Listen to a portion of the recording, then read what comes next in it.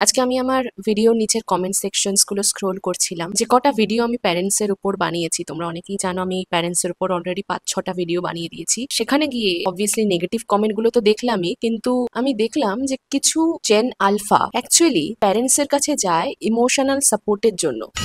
মানে এমনও প্যারেন্টস আছে যারা তাদের বাচ্চাদের ইমোশনাল সাপোর্ট দেয়, তারা বোঝে ব্যাপারটা। মানে পৃথিবীতে এরকম ছেলে মেয়ে আছে যারা কোনো কিছু সমস্যা হলে, ইমোশনাল সমস্যার কথা বলছি বা প্রেম ঘটিত সমস্যার কথা বলছি, তারা অ্যাকচুয়ালি বাবা মায়ের কাছে গিয়ে বলতে পারে আমার রিলেশনশিপে অনেক সমস্যা আসছে, কিভাবে ওভারকাম করবো। বিং এন আর্লি জেনজি, আমি তো রিলেটই করতে পারছিলাম না সিচুয়েশনটা। আমি নিজে ইমাজিন করার চেষ্টা করলাম, হলো না। মানে আমি এটা বুঝলাম যে কিছু কিছু ছেলে মেয়ে বাবা মার কাছে গিয়ে ট্রমাটাইজড হয়ে ফেরত আসে না, মন হালকা করে ফেরত আসতে পারে। ভারতে এটাও সম্ভব।